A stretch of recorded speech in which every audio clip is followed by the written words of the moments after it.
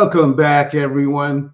We just got back from the Thanksgiving weekend and Fan Expo San Francisco, so we're happy to have you here tonight. And we have some special holiday art jam going on. So don't go away. We'll be right back after this short, brief intro.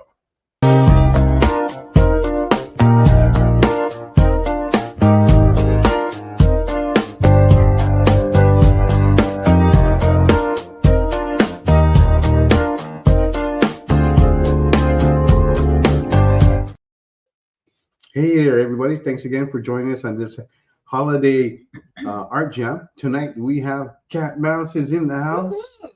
She'll be working on a special piece for us tonight, as well as Deryl Skelton. He'll be working on a piece out tonight. So let's go ahead and get started. And it seems like some of us have been having a very special year, and we'll find out like what's going on there. Hello, Kenneth. Hello, Tamao. Glad to have you guys here on this show. Right, so we will have a giveaway tonight, and I'll tell everybody what that all is later on this evening. Okay, so get ready for that. What's the hashtag? What have you been up to?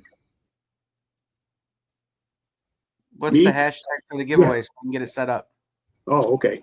I'm sorry. What's that? What's the hashtag for the giveaway? Because I have to get it set up. Okay. Oh man, the hashtag is going to give it away, but all right.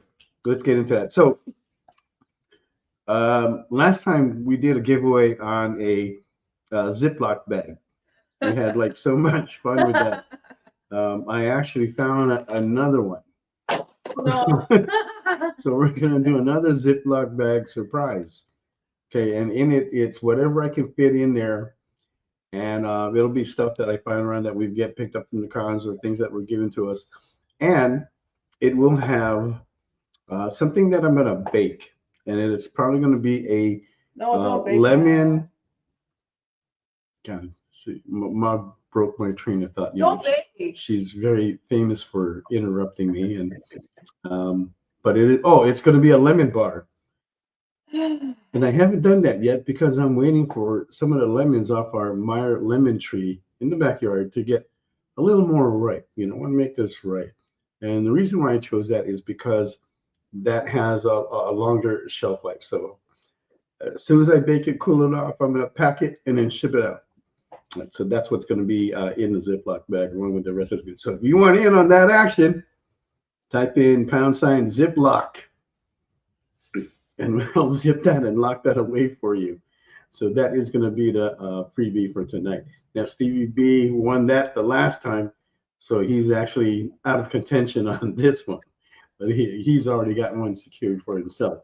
And you can get one secured for yourself by putting in #Ziploc to enter that giveaway. All right. Now let's get on to the show here.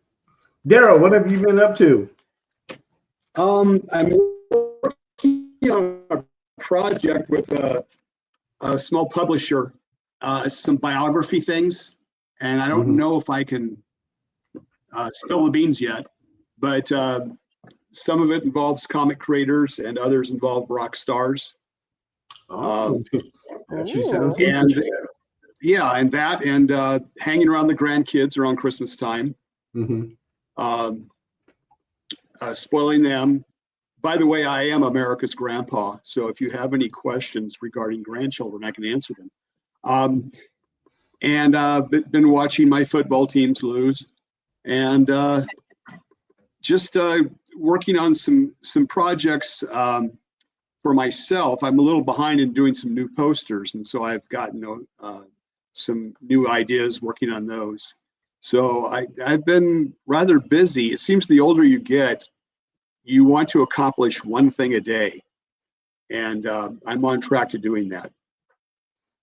Very good, very good. Here. And how about you, Kat? What have you been up to lately? I just wrapped up my Kickstarter for my first full comic that's all by myself, and that was lots of fun. And so I'm working on fulfillment and the printer for that one right now. All right, and we can't wait to get that in the mail because I did back it. Yes. Woohoo! Yeah.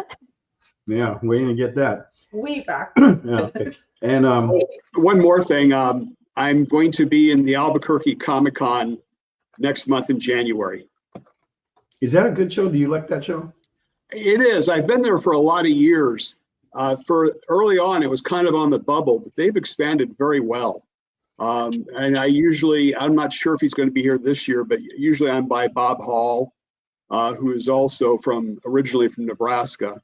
Mm-hmm. And we're close to the same age. We've had the same editors. We can swap a lot of the same stories.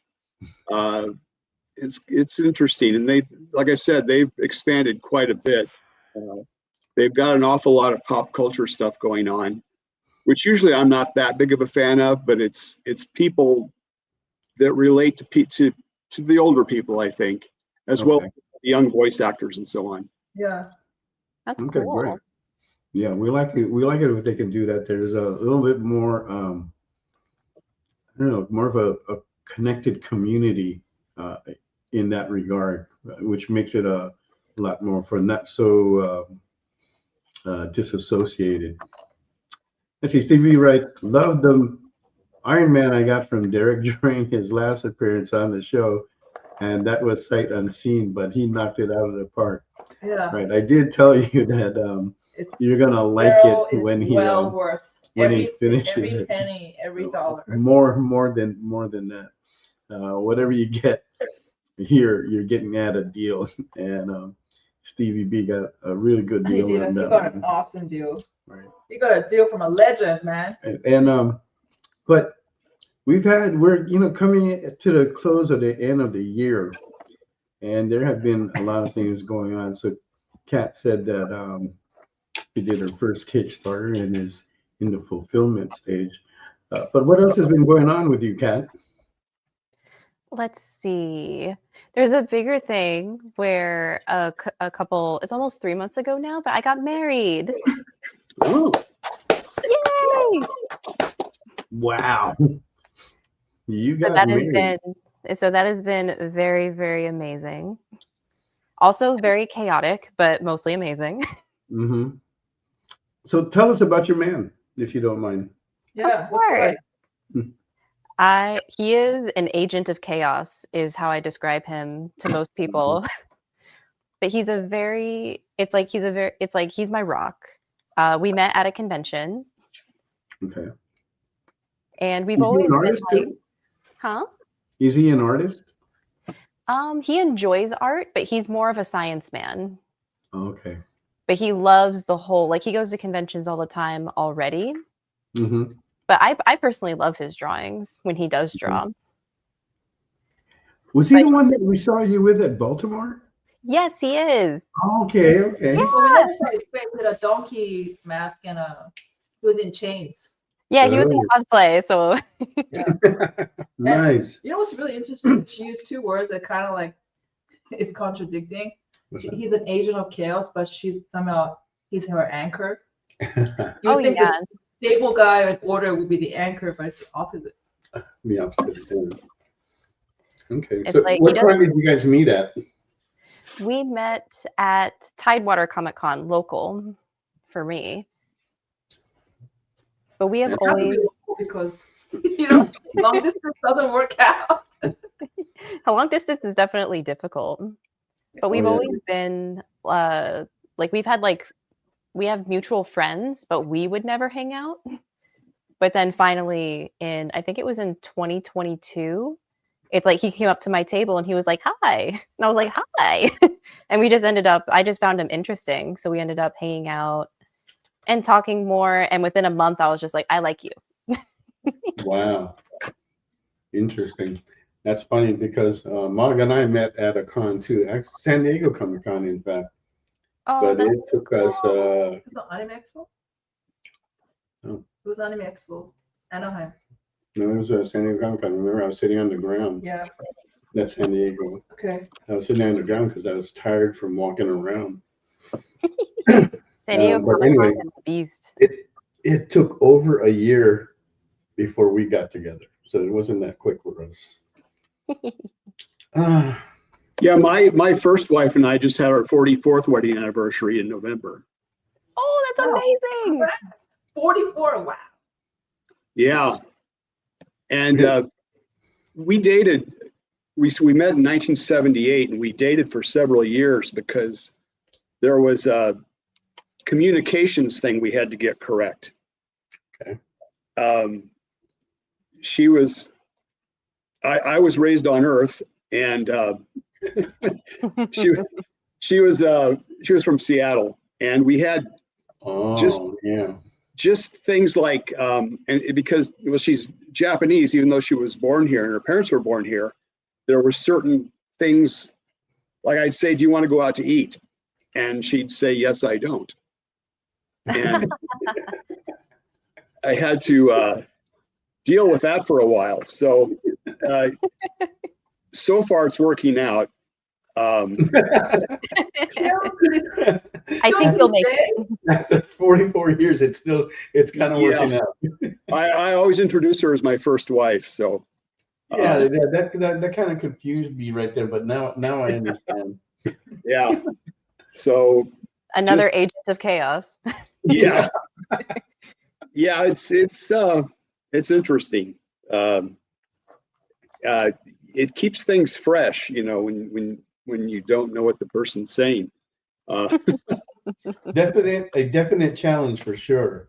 Yeah, but it's an adventure. That's how David is for me as well, because he's Filipino, but both of his parents are both first generation here Filipino.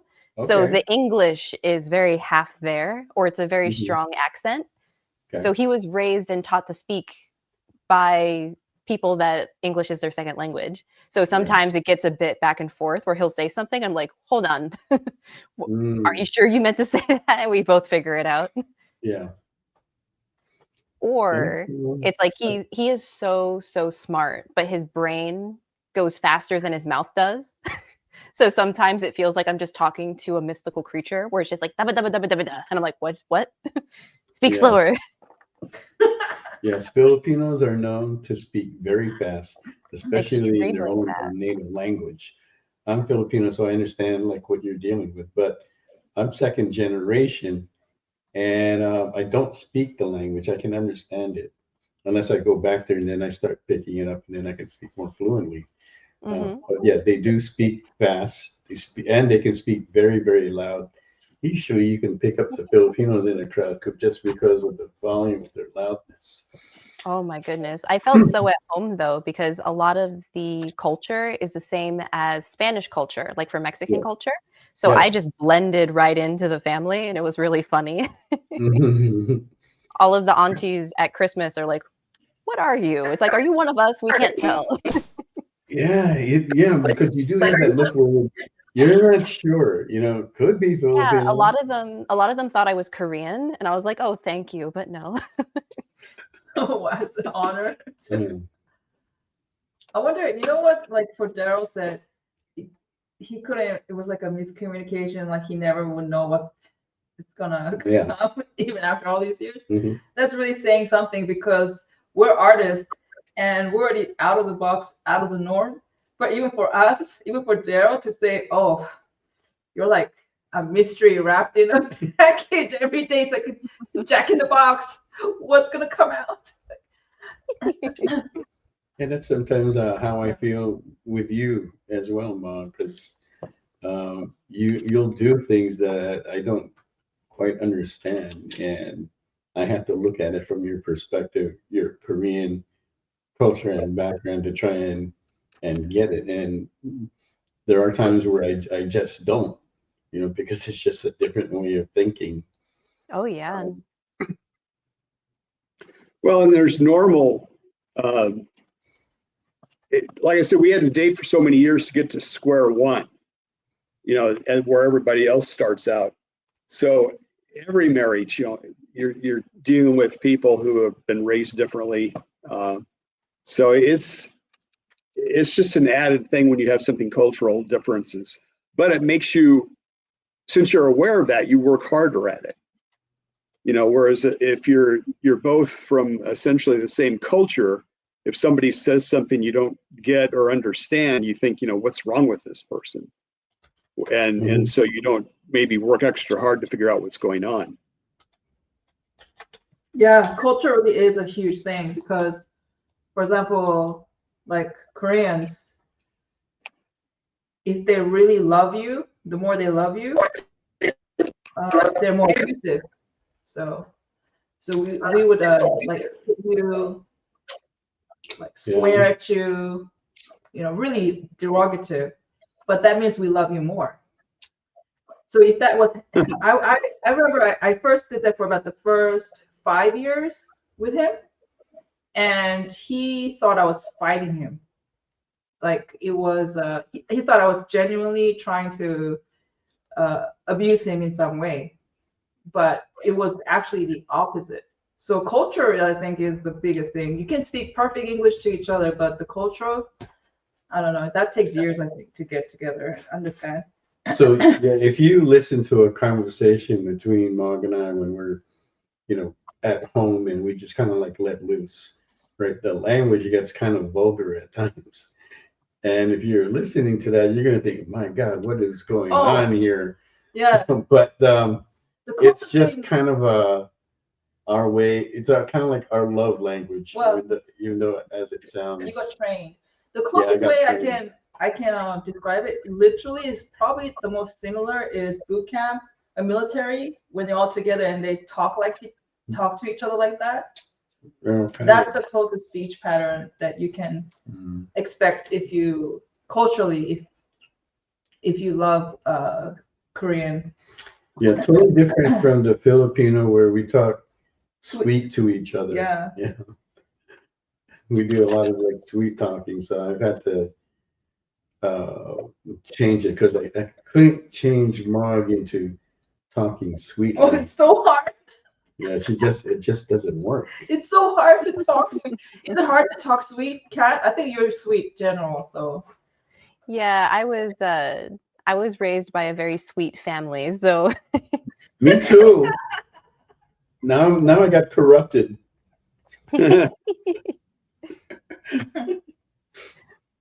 So.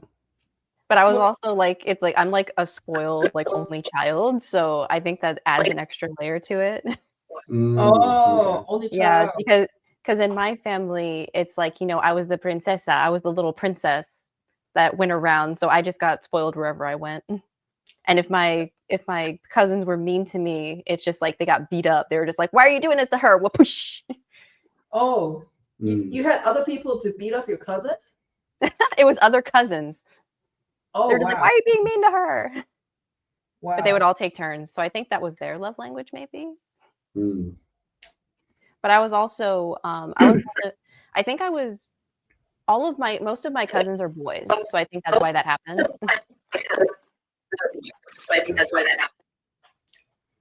In raising our son, I would constantly have to tell Mog, control your language, because I just didn't want him exposed to that. But now that he's 20 and he's seen us argue, and he's heard the language, I don't say anything now because he's much older. But when he was younger, I did have to remind Mog to control her language because she just has no filter. Even when we're at the con, she has no filter. She talks pretty much the same way. She's pure to herself. Oh yeah. It means I can't control myself. It's a very nice way of saying it. I'm pure to myself. There's no media training here. No. Yeah, when I was raised, it was you spoke, essentially what you felt, and I noticed, especially when I did some work at Comdex years ago for a Japanese company. Okay. And the first day, I was hired. This is like, I don't know, 40 years ago or more, and they had this giant whiteboard, and it was a brand new technology. You would draw on it or write on it, and then you'd press a button and it would print out a hard copy. Yeah. And what they wanted to have done to demonstrate it was they were having me do cartoons about what was going on around me. And that got a crowd because they wanted to see what the cartoon was. And then I could press the button and print out hard copies and hand it out. And they had a little tent in the back, and people would be interested in talking about it, and they'd go back and they would sell these whiteboards to these people. Well, the second day, the group came from Japan, and they wanted me, instead of doing cartoons, to write the specs of the machine on the board and print it out. And the crowds evaporated because nobody wanted to see that. They wanted to be entertained. Yeah. And then see, they could project, okay, I'm going to have a lecture at my corporation, and then I can print out the notes or whatever for everybody. But to see it in operation, you wanted something a little more entertaining than just writing the specs of the machine on the board. Plus, they had a little rack there that had brochures that had the specs of the machine on the board. So anyway, I mentioned to these guys from Japan, I said, well, we've had some pretty good crowds, doing the cartoons. Mm-hmm. And the thing was, yes, thank you, just do what you're told. So, okay, I did it, and the crowds evaporated. And rather than communicating, maybe we should rethink this, it was compromise and do cartoon about how efficient machine is. It's like, and so I just went ahead and just went back to doing the cartoons, and the crowds came and they didn't complain anymore. But it was this idea of just saying, point blank what you want was difficult. And that was a cultural difference that, made it kind of rough. And I saw, in Marcia, she was not from Japan, her family was raised here, but there were still some cultural things like that where you don't say, so like when I would say, do you want to go out to eat? She wouldn't say, yes or no. It would be, yes, I don't. So, yes, you don't, And so I just had to learn to factor that in a communication and not just emotionally respond to what she said or didn't say in my mind. And the first time I went up to Seattle to see her family, they would have rice with every meal and everything. Of course. And I got some, and I just did something that I did, being raised in the Midwest. I just put a little butter on the rice. Oh my God. How dare you? I might as well peed on the floor. It was just, what? How dare you? And I just felt funny, And then my future brother-in-law said, hey, that looks good. And he's Japanese, full-blooded. And hey, that looks good. Let me try that. And I not only had violated the cultural norms, but I was influencing others to do the same. So it was interesting. But, again, if you think that through, you don't have to respond like, you're in a foreign land. You just, oh, okay, I better, think of what I say, watch what I do, and be sensitive to the fact that not everybody does the same thing I do. Yeah. Mm-hmm. Yeah. It's interesting that you brought that up. But yeah, because the Asians consider that like sacrilege when you put something like that on your rice. Just strange. Yeah, but I mean, we add our own stuff to the rice, but mayonnaise. You didn't add our stuff. You added something else weird. Yeah. Mayonnaise is just not one of them. But I have heard mayonnaise many times. One of my brother-in-laws did the same thing, and I go, man, why are you doing that? That is weird. And he goes, well, I like it, and he's Filipino. And I'm going, man, you are some weird Filipino for doing something like that. But David loves cooking, so he tries every weird combination of things. Yeah. Now we put all kinds of stuff in there. They put like kimchi and other things that are influenced from other cultures. That reminds me. When I was in elementary, I was in Korean school, and I think in America they do the same. You get a tray for lunch.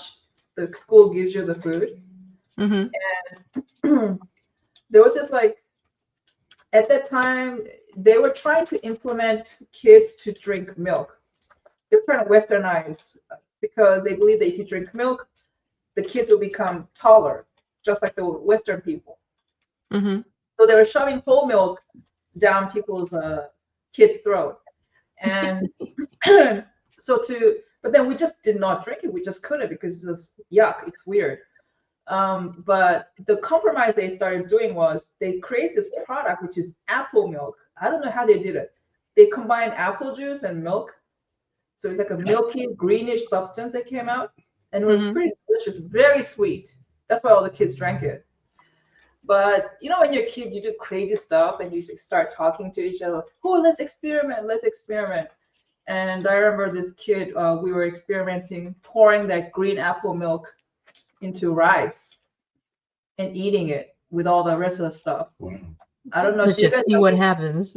Yeah, and then he ate it, but I could see he really, hated it. But but I was wondering, do you two guys remember doing something like that as you're growing up, creating weird combinations, just trying out?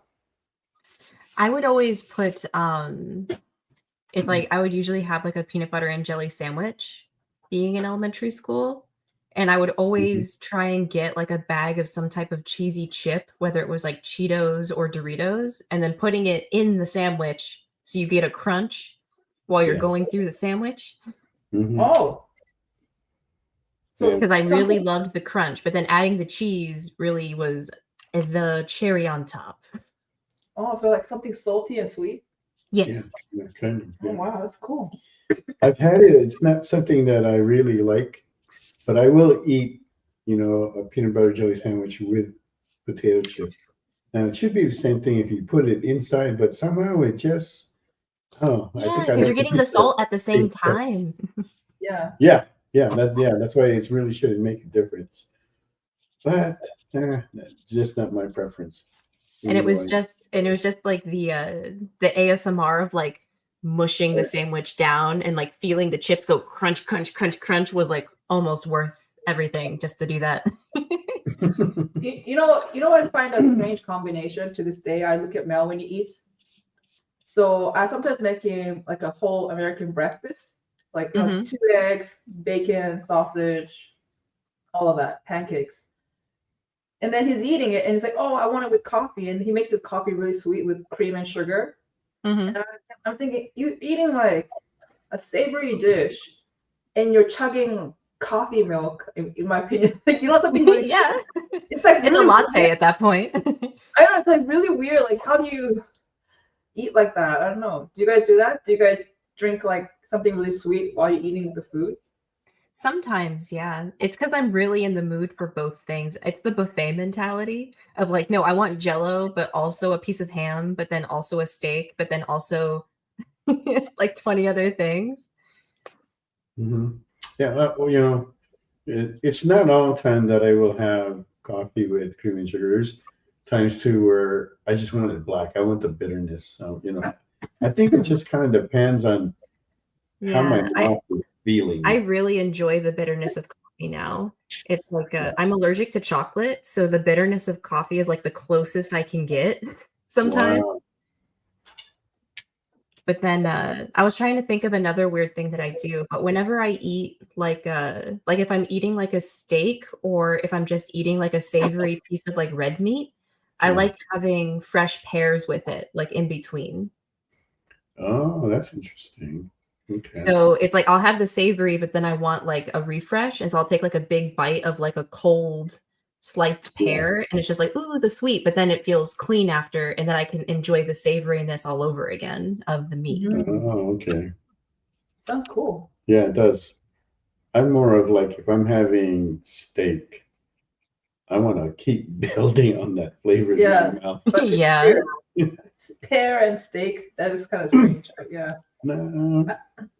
If you do like a rosemary, like honey butter steak, it goes super extra well with the pear. Okay.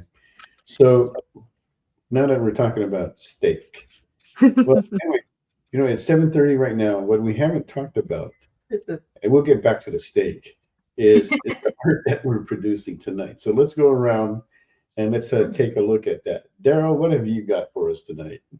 I'm working on Steve Ditko's The Creeper. And I'm doing background now. I'm finishing up. But this was probably the second follow-up to Spider-Man after Ditko had left Marvel. And I really enjoyed, he had elements that he had used from The Question and some other characters to combine with it.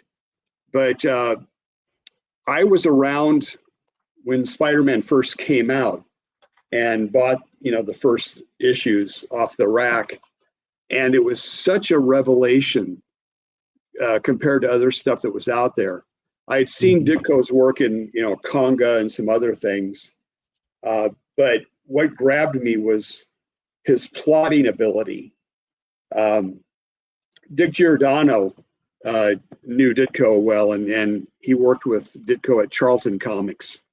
But he would go up to his studio when he was working on Spider-Man, and on the wall he had a big chart, and he had plotted out, and it's like diagramming a sentence. You'd have things coming down that were subplots that he would plot out a year in advance that these plots would dovetail. And that was really the first time in comics that had been done to that extent. And it really sucked me in and made me a fan of his work, not just of his artwork, but of his storytelling ability. And I think that's one thing that's missing from a lot of today's comics, not the draftsmanship or the artwork, but the idea of telling the story. And that continued after he left Spider-Man and Marvel, essentially. He went to Charlton Comics and did the Blue Beetle, which I was really fascinated with, because it was basically like, what if Peter Parker grew up and became an adult? And had some very interesting plot elements that he drug out throughout that. But Charlton was not the place to do that, because basically it was a mob front. They didn't produce comics to make a profit. And so Ditko was, he liked the freedom of working at Charlton, but never got to see what he wanted to do with the Blue Beetle after like 6 issues or so. And I always felt bad about that. But anyway, he went on to DC and created The Hawk and the Dove, and he did The Creeper, which I enjoyed because of the way the character was presented. He was kind of a phony in the sense that he would talk to criminals like he was some kind of a demon or something. And he was just having fun with them. He was just messing around with them. And he could change due to a thing with his origin. He could change his costume instantly to the civilian garb. And so the way he drew and moved things, and he was still, I think, in his peak as far as putting the effort in and putting lighting in it and his use of shadows. And I mentioned I'm working on the background. If you look at like Spider-Man and Doctor Strange and all of his stuff, his version of the city was almost a character in and of itself. I mean, he didn't draw, buildings like skyscrapers that were nice and clean and beautiful. He would draw the old brownstone things, with the grit and the cracks and the shadows. And Oh, that's fun. it made the whole thing, the city in the background would be a separate character almost. Yeah. I talked to John Romita one time. We were talking about Spider-Man, and he said, yeah, it's Steve Ditko's world and we're just living in it. So, which I thought was very gracious of John Romita. So on the Creeper, you're asking, how much was it? I think it was 175. Yeah, I 175. Yeah, 175 is right. Yeah, I couldn't. That's your starting bid. So let's get that on the board. That's very, very low. Hopefully it'll go much higher than that. Color too, full color. Yeah. Yeah, it's the background and everything. Like I say, Ditko's characters included the backgrounds, and I think that's always important to have the mood and the contrast. So much fun. Between the characters and the background. And again, it goes back to telling a story. Where he is important to what you're trying to get across. Right. All right, Kat, what do you have for us? I am working on this dragon painting. Whoa. Yeah. Wow. I've been really enjoying going back to traditional media, like with acrylic and oil painting. And so this is my way to not only like practice it more, but then to make it like fun for people to start collecting it too. Because I'm trying to figure it out as I go along. Wow.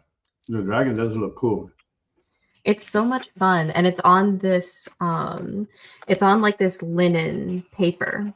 So it's a lot easier to carry around. I don't have to worry about like a full canvas, but it still gives me the feel that I want while painting. Yeah. So it has like this really cool, like you can see a bit of like the texture that it has here. And that linen paper is more expensive. Just a little bit, but it's like I get it in like a big bulk, so it comes out fine. Yeah, mediums. When I first came to Las Vegas, it was 1976, and I was doing, along with a bunch of other artists, in the lobby of the Aladdin Hotel, we were doing portraits, and we were pure commission, and so we were really, trying to make sure we had enough to eat. It was. We did stuff, and one guy had the bright idea. We were doing oil pastels, and instead of using the pastel paper, he said, hey, you can get construction paper really cheap. And so we all were doing this stuff. They will not last. Oh my gosh. Construction paper is all acid. It'll eat itself away within a decade. But everything that we sold would be in a frame, it would be framed. And we suspect that all over the country, people from the 1970s have these beautiful portraits that are essentially oil pastels on glass with some deteriorating construction paper in the background. But hey, a guy's got to eat, Oh my gosh.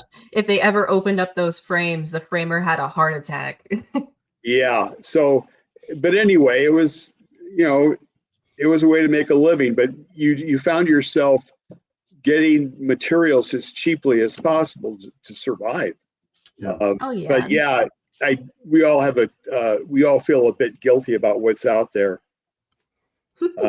Hopefully they took a photo. Have you been harmed in the 70s by these artists? Yeah. You may be liable for compensation. Yeah. They were toxic back then. Yeah. Like, I'm curious about. But what in the 70s wasn't, Yeah. Oh yeah. But I think the same thing. It's like when I started all of the painting stuff again, it's like I wanted to get the really nice paint because I'm a sucker. I want all the golden paints and they'd have like the pretty packaging and I want them. So I just started with like just one tube and then all my paintings were one color. Just until I could sell enough to buy another tube of paint, and now I got two colors. Well, monochromatic artwork is a legitimate art form. Oh yeah, the first one that I got was just I think it was actually just the black, because with the black it makes it look like it was on purpose. And then I think from selling enough of those, I was able to get a set of the CMYK. So I was able to get the cyan, magenta, yellow pack because they came in the little tubes. There you go. And then I learned all my color mixing. What are you asking for your piece, Kat? This one is starting at 80. Very good price. Okay. It's $740. Let's see if Mog has anything on her board. No, nothing. Let's see.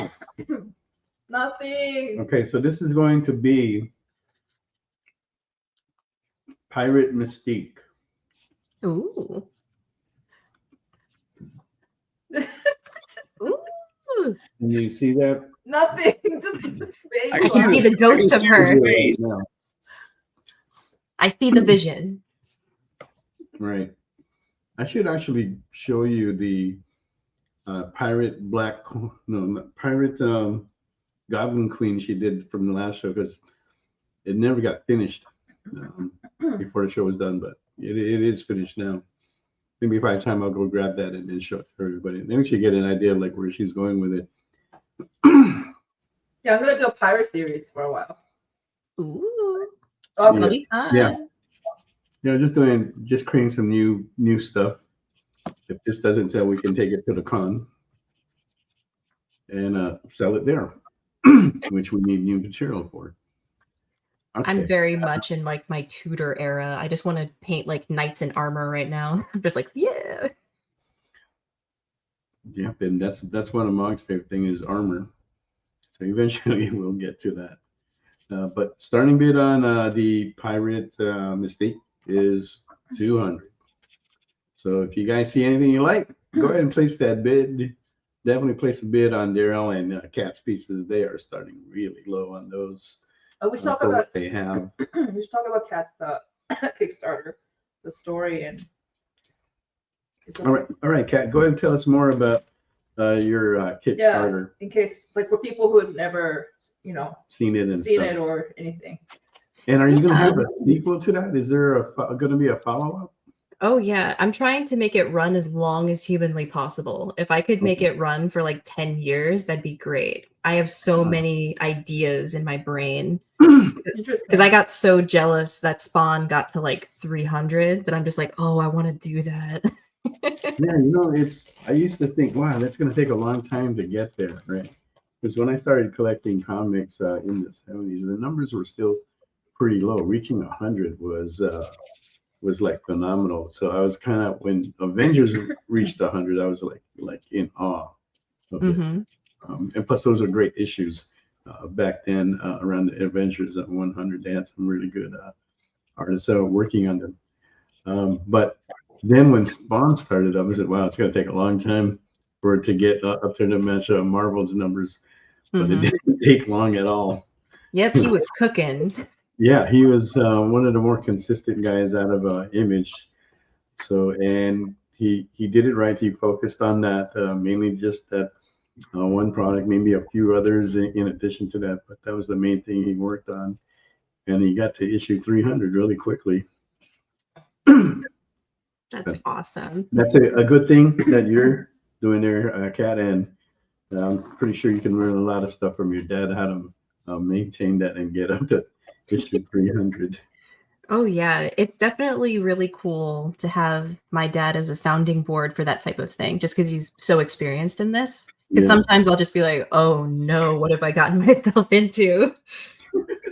Did you then just do similarly to Steve Ditko, where you charted everything, so you have up to like 300 issues you could just serialize? I have.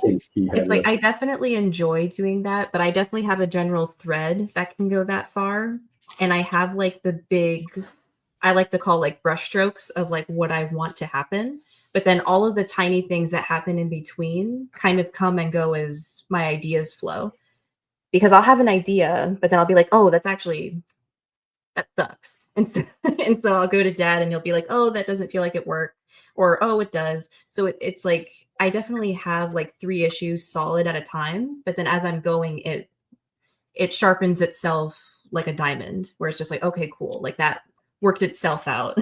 And some things are happy accidents. But I try to write ahead as much as I can. Nice. So what is the story behind your this Kickstarter now that you're doing the fulfillment on? Yeah. So it's called Magitans, and they're magical kittens. And at first it was just my way to draw really cute characters with really gnarly monsters, because that's my 2 favorite things to draw, is just really cute and then really cool monsters. But then they ended up getting this kind of personality of their own. And it's a set of sisters. It's 3 sisters, and they all have different personalities. And it's just them combating and learning magic and monsters together. So it ends up turning into figuring out different monsters, and then it goes into like how they have their relationships with each other. Is there any humans in the story? Yeah, there are. Like is a main, or are they more like Yes. sub support? Oh, main. Yeah, there's going to be a couple of main characters that are human, and I have and I have really like fun things for them. It's like in this first one, I just wanted to focus on the kittens. That way people can get, because that's what a lot of people know me for, is just drawing like these really, really cute cats. So I was like, Yeah. okay, I already like this already. So get people to love them, and then I can introduce more cast members like from each issue. I like doing a little bit of a thicker issue than standard Western comics. Oh, well. How much thicker are we talking about? Instead of a 24-page book, I like going to like 32 or 46 instead. Okay. So it's just a little bit thicker, but still within the realms of being easier to produce. And I'm doing it in black and white. That way I can keep it in a price margin as close to accessible for people as possible. And it'll be faster for me to make because it's all in black and white. Mm. This is kind of a little off track, but is your husband a cat person? Oh my gosh, hold on. That's a really good question. Actually, I was going to ask if she owns any cats. Yeah. Well, I was just wondering, like opposites attract sometimes. And We are both dog people. oh, all right. Yeah, and the barking you hear is my dog. That is Waffle, the little the little long-haired dachshund protecting the house. I was hoping it wasn't your husband. But it's like we don't mind cats, but we're allergic to cats. Me too. Yeah. But I'm also where it's like I don't mind cats, but I would say that I'm not a cat person because I like it when I love my dog because my dog is just like I can grab him at any point and just smother him with love and he's just like happy to be here. If I did that to a cat, they will totally tell me no, and I don't like that about an animal. Maybe I don't like cats because I'm one. Also, they're very delicate. With the dogs, I can really roughhouse them. I can slap them on their ass like this. Good boy, like that, and you're like, like that, and they're like, they can take it. But cat, you're like breaking something when you do just. Steven Valley writes, but your name is Cat. Cat. I can't handle more of my own personality. It's too much. There can only be one. Yes. There can only be one alpha, and it's me. And not too many girls are named Dog, so. That would be wrong. That would be so wrong. Dogs really get a bad rep because in Korea, if we want to swear at you, we call you a dog. Really? Yeah. I think I guess we technically do that in English too. That's the B word, right? Yeah. Yeah. Okay. Okay. Yeah, if you look at it that way, yeah. So if we call you your dog, then that's like you really just threw crap on me. You really insulted me. Yeah. It's a very offensive word. And I feel bad. Yeah. Well, it's how you say it too. Like if there's somebody doing something, hey, you dog, Yeah. That's a good thing. like it's positive. Yeah. Yeah. not in Korean. You can't get away. Except if you say you say puppy. Oh, you're like a puppy, then it's okay. But the moment you say dog, that's it. She says that, but she uses the B word on me all the time. And now she laughs about it.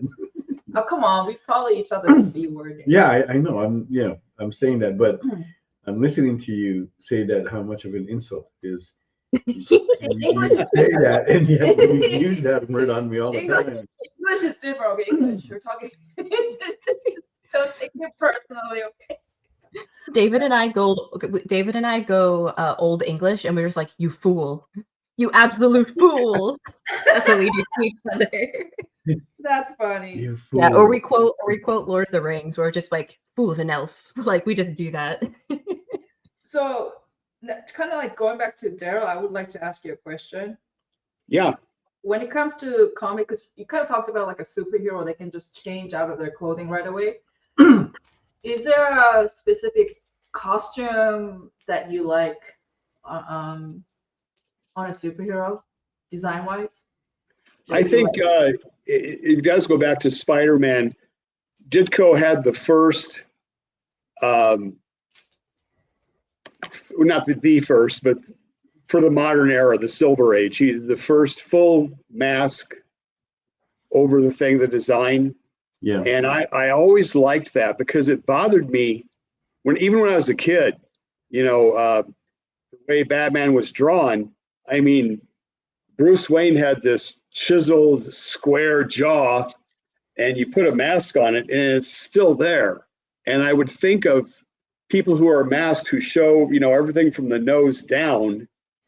You can tell what they look like. Whereas Spider-Man, you couldn't tell, how old he was, what race he was, anything about him. And plus the web design I found intriguing.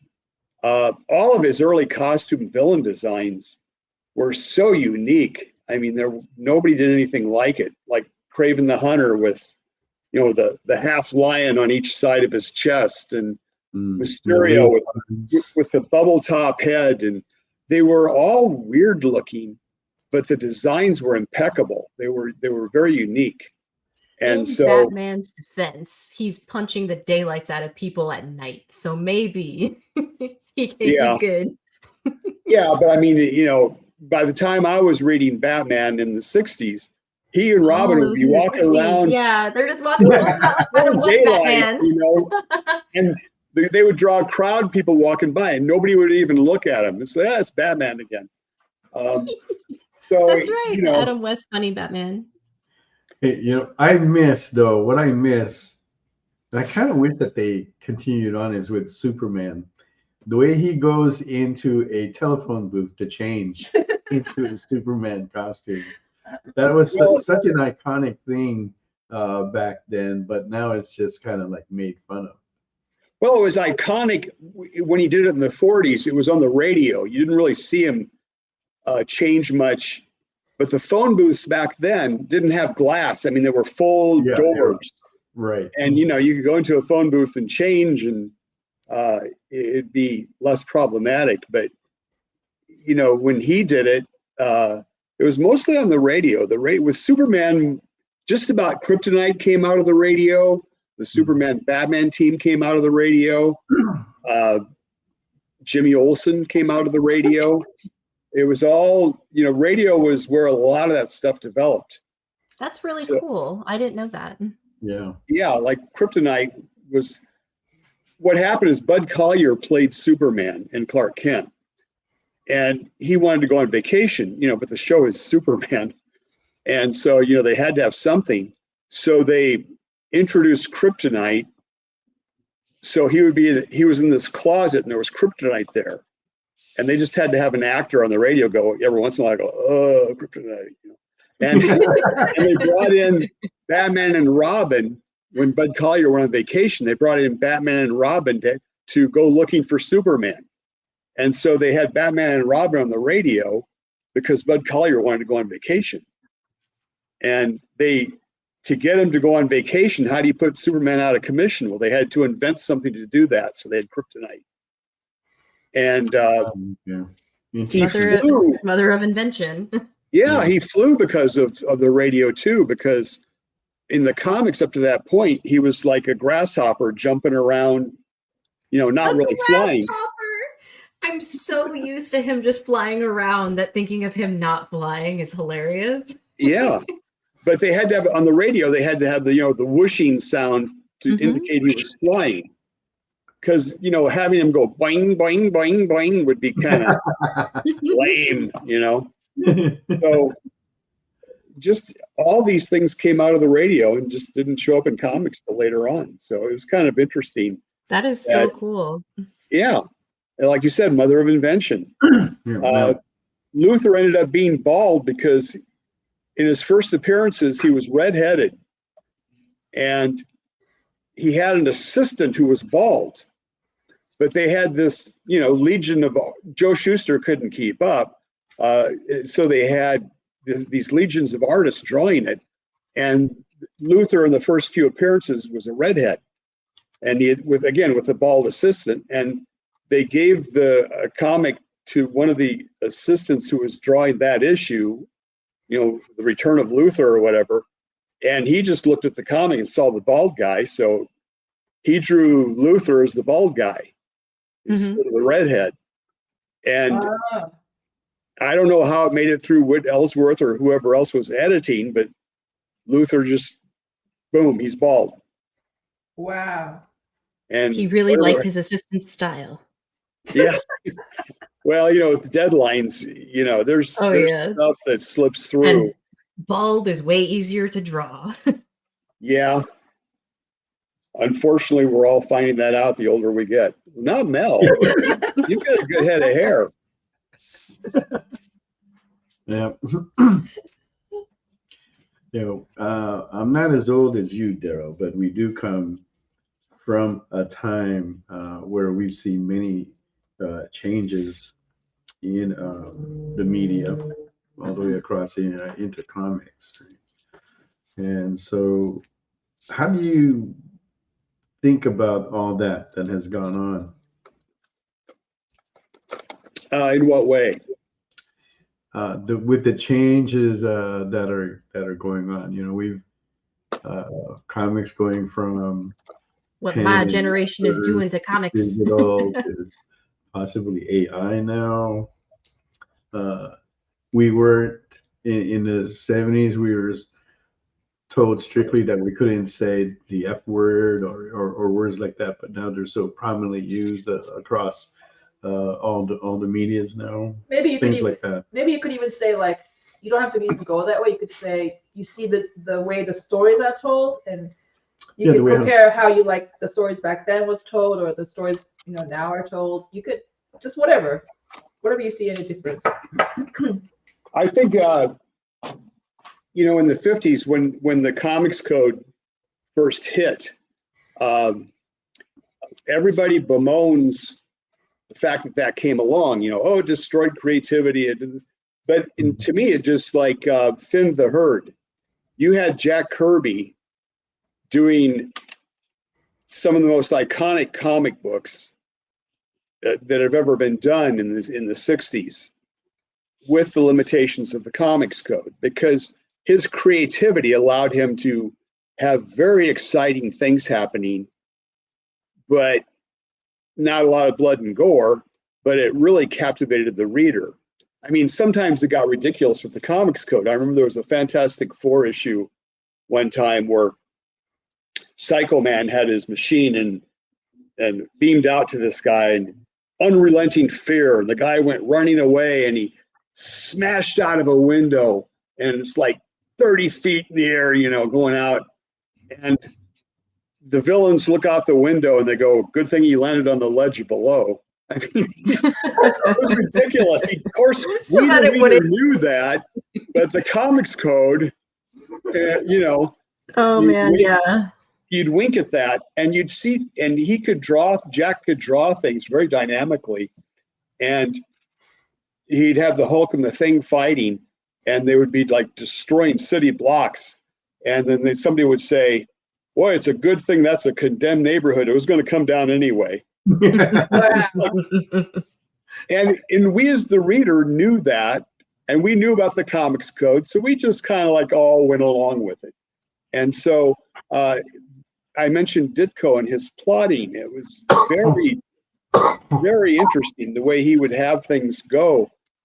Whereas I think in earlier times, people could, have a severed head, but you wouldn't have a plot line that would last. I mean, I remember when I was a kid, Spider-Man number 10, Aunt May needed a blood transfusion, and Peter had the same blood type, and he didn't want to do it, but everybody kind of pushed him into it. And so in 1963, in issue 10 of Spider-Man, he gave her a blood transfusion. Well, in issue number 30, some years later, Aunt May was having this mysterious radioactivity in her blood that was making her very sick. And Spider-Man, Peter Parker, felt, guilty because he knew that's where it came from. And they had an entire 3-issue story arc going over getting the cure to that to alleviate his guilt and to fight Dr. Octopus and his gang and everything. It was just brilliantly laid out. 2.5 years later, he hung on to that plot element and did it. And so I think, there wasn't an F-bomb dropped anywhere in there. There wasn't, Mary Jane was pregnant by Peter or anything, nothing really, Jimmy Olsen's gay, no, nothing that would really. That tickled me. Because I have such a beef with how they tell stories like that today. Yeah. Yeah. So it wasn't,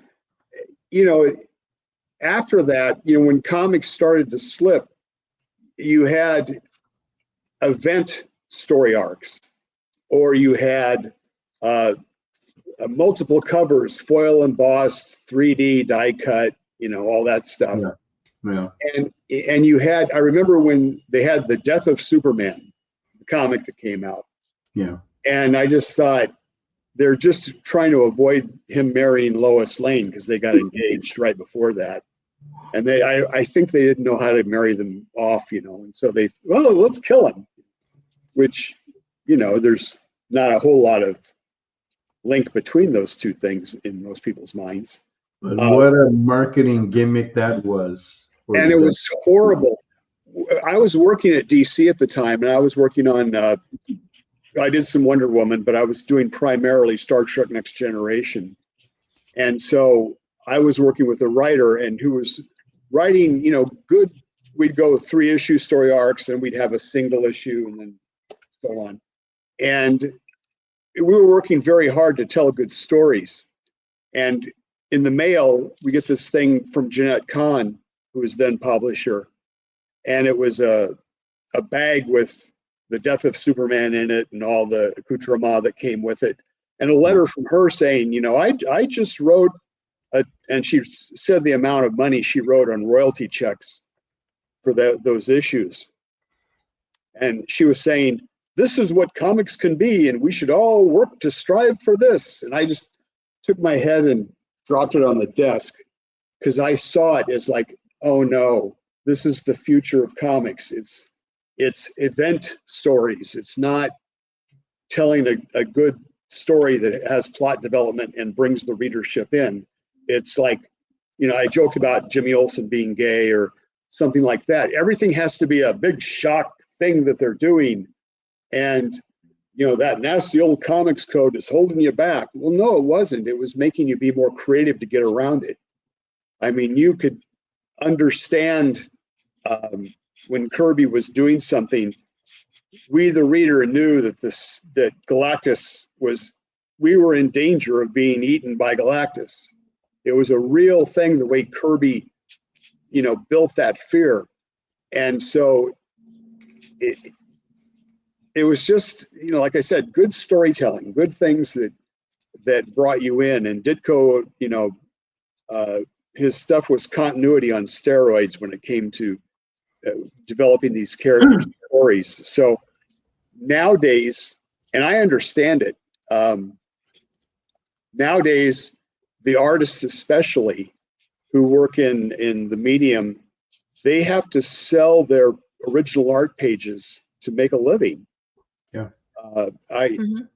After I was on Next Generation, I went and I was doing mostly work in Vegas in advertising.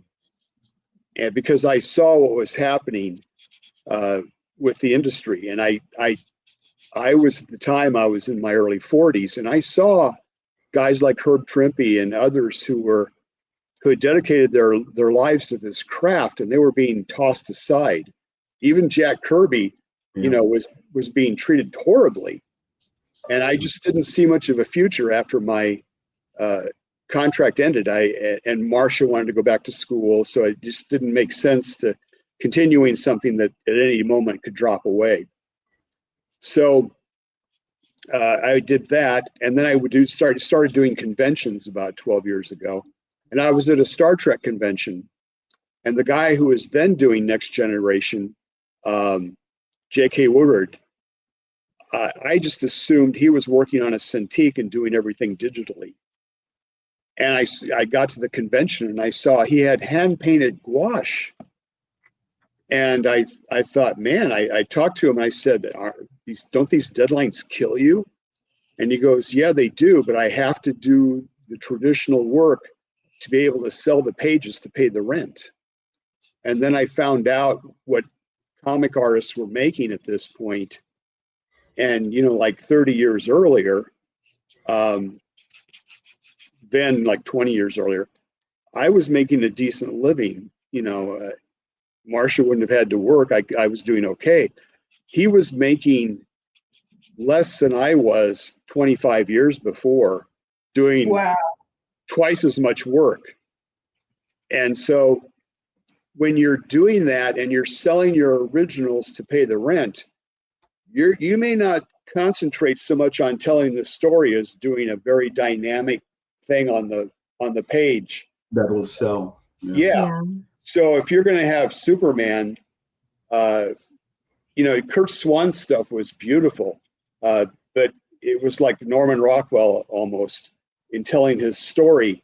Whereas if he had tried to make a living off of those things, no, you got to have Superman crashing through the wall. You've got to have spaceships blowing up, and you have to make sure that you have, like if I'm doing a creeper page, I've got to have this, and then maybe I'll have like 3 little tiny panels here because I want to sell this thing.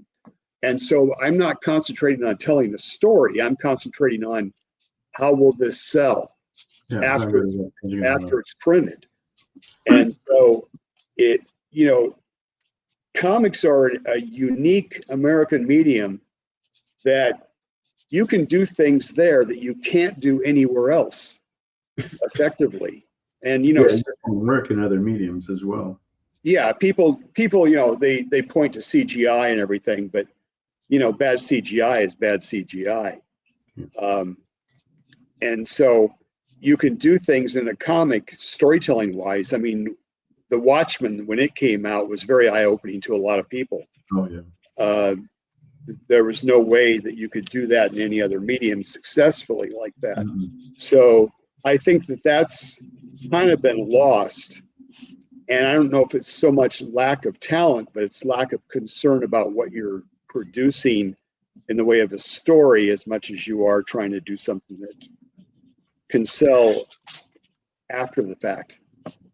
So I know, Mel, I know you want to take a break, but I do have to say, just as the historian of the EXP, that a lot of the people who were driving what Deryl has been talking about left the industry because of the code.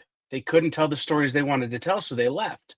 And those guys get replaced by, instead of the mob guys who were running Warner or who were running DC at the time, they left because they weren't making any money and they couldn't tell the artists couldn't tell the stories they wanted to tell, so they left. And they replaced them with guys who ran ledger books. So the artist didn't matter. It only mattered about how much the artist cost and how much the book made. And if the numbers didn't balance, everybody was gone and they replaced them. Yeah, but then you would still have people who were dedicated to the craft, like Dick Sprang, for instance, who did Batman. His Batman was head and shoulders above everyone else's. And Jack Schiff, who was the editor, was noted for not really caring about what the artwork looked like. And you had people who were doing Superman, Wayne Boring and others. They were good illustrators for comics, I think. And I think you look at a creator like Wally Wood, whose career was probably 15 years shorter than it should have been because of the code. Yeah, but he also ran into things where, he had problems with distribution on the Thunder Agents. And there are numerous stories that Wally Wood had trouble at Marvel, not because of the code, but because of Stan. And the way that the labor was divided up, or rather the money was divided up. Stan would be taking the writing fee and Wally would be writing and drawing and getting kind of screwed out of that. Had it not been for the code, he wouldn't have had to stop doing the EC horror. Well, he could have just kept driving that ship until it became as big as it is now. true, but you had a lot of people that I don't know so much were driven out of the code, but you had I think a refining, a crucible that went on with people like Jack Kirby and Steve Ditko and others who could produce these stories. Jack Kirby didn't have to draw the severed head. He could show it as a shadow on the wall. He became more developed like Hitchcock rather than, the guy that did Plan 9 from Outer Space. There's arguments both ways. I think when you have the freedom from the code, a lot of the stuff that was being produced was not so much, oh, we're free of the code and now I can tell this interesting dynamic story. It's now I can drop F-bombs. And, that's, again, there's arguments on both sides. And I think there's things that happen, but I think the destruction of comics, the sales and so on, were affected not so much by that. I think the publishers were. I mean, Joe Simon and Jack Kirby had their own thing going. And when distributors weren't carrying comics because of the reputation, yeah, that did affect a lot of really good material. It's just that those, I think, who were imaginative and creative found ways to survive and make things interesting.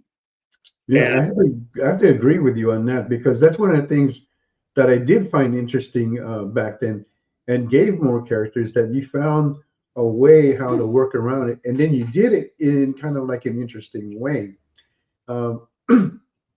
It's not just in that industry as well. Mog and I have been listening to music from the 60s and 70s, right? And they had their own codes as well that they had to adhere to, like the comics code, right? And the way they found ways around it as well, with the way how they said things, how they word things, right. And it was very creative. The recent song we listened to was "I'm in you and you're in me." Well, it's very basically talking about. But we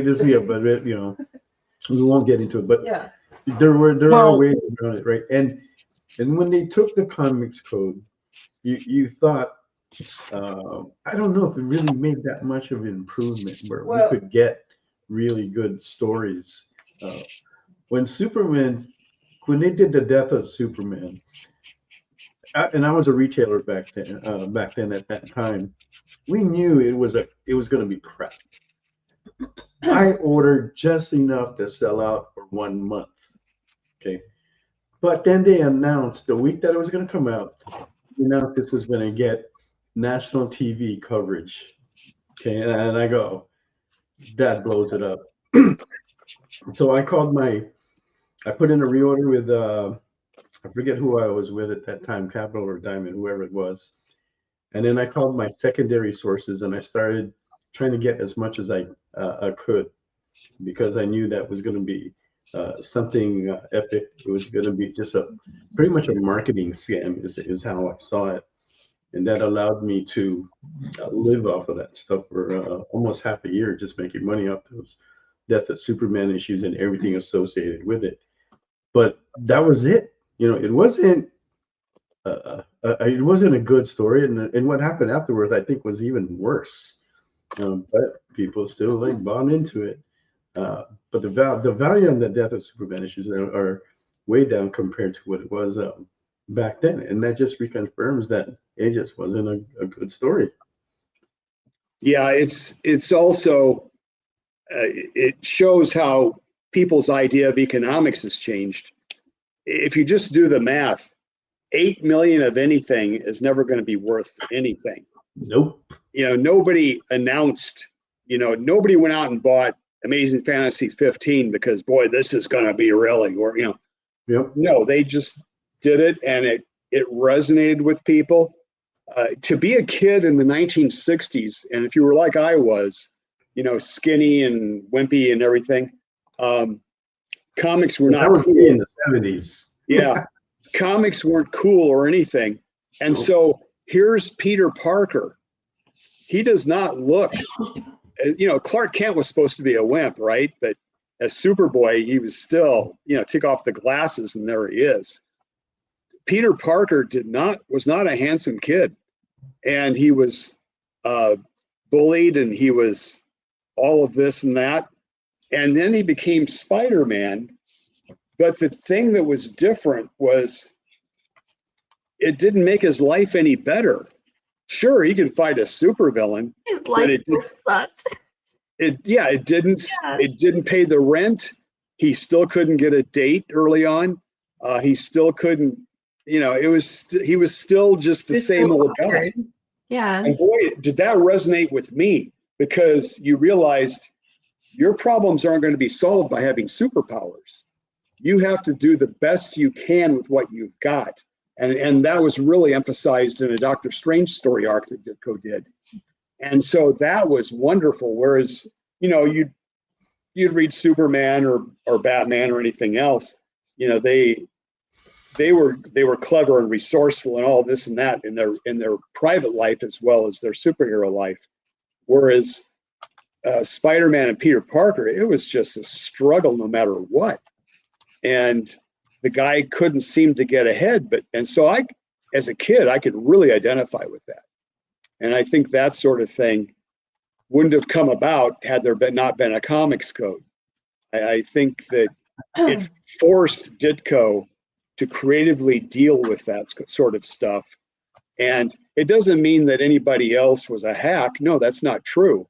But, you cited Wally Wood, but outside of Wally Wood, you had people like, Frazetta, who moved on, I don't think because of the comics code, but he moved on to create the originator of fantasy artwork in painting. And you had all these other guys move on to other things that I think they would have moved on anyway. And of course, the comics code, hurt some things, especially when it came to distribution and the reputation of comics in general. I'm not saying it was a good thing that it happened. I'm just saying it forced creators to create. Can I ask you a question about that? Because I don't know anything about it, because I was probably not even born, or I was in Korea. So about the comics code, did they make you put things in it all the time? I mean, it sounds like to me it's a limitation of something, right? It's censored. But did they also require you to put something in it all the time? Like, say, what's happened this in the late 2000s? You got to always have a racially diverse thing. You got to have a whatever kind of like idealism kind of put in there. I'm curious. I don't know. The racial thing, no, just the opposite. He mentioned Wally Wood. Well, Wally Wood did a story about an astronaut and everything, and you found out in the story, at the end of the story, he was a black man. Well, I'm sorry, that just wasn't done back then in the 50s. And in Spider-Man, I remember reading, because Ditko was drawing minorities, he was drawing black people, in the crowd scenes and stuff. And it was really, it touched my heart, because there would be letters appearing in Spider-Man saying, using the vernacular of the time, I'm a Negro, and I saw in the latest Spider-Man, here's a Negro cop, and here's these other Negroes here, and it really makes me feel like I'm part of it, which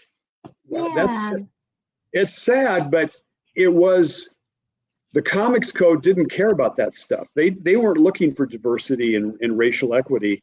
It took creative people. Jack Kirby, here's a middle-aged Jewish man. They were worried when they did the Black Panther that in the South the comics might not sell. So the Black Panther on the cover, he ended up with the full mask to hide the fact that he was black. But Jack Kirby drew this, and it was brilliant, because it wasn't like, here's a black man who's a superhero. No, here's a prince of a nation who's a scientific genius, and the Black Panther was a wonderful concept because it was natural. He was from Africa, so you couldn't complain that you're forcing a Negro on us in the South. It was, no, he he brought him in as this great leader of an African nation. And as a kid, you didn't think anything of it. If you were white and living in middle America, you was just, well, yeah, Africa, black guy, no problem. But I think to a lot of young black kids growing up, that was nice to finally have representation that wasn't a Stepin Fetchit character. That was something that was naturally, again, what I want to emphasize is the fact that he introduced a black superhero, but it was a natural thing because he was the head of an African nation. And that was brilliant. And so with Ditko putting, positive role models of black policemen in there, it was nice that it came from people. And the code, I don't think, had any effect on that whatsoever. I don't think they weren't concerned about diversity at all. Oh, so there was censoring. No, they didn't. They were just censoring things that, like severed heads. You couldn't write the word flick in a comic story because the L and the I might run together in the printing. Oh, really? Yeah. Seriously, you weren't allowed to write the word flick. It sounds silly, but I mean. And look where we are now. There's flicking all over the place. But it's funny because a lot of the stuff they got around it, and it wasn't nothing to do with the comics code, but a viable black superhero when Jack Kirby introduced him probably wouldn't have flown, but he was able to subvert and bring him in because he was the prince of an African nation and make this dynamic figure. And again, like Spider-Man, covered with head to toe, so you couldn't tell his race or anything. Yeah. And it wasn't like the blaxploitation movies of the time, which you look back at those now and it's like watching an episode of Batman. I mean, it's like over the top.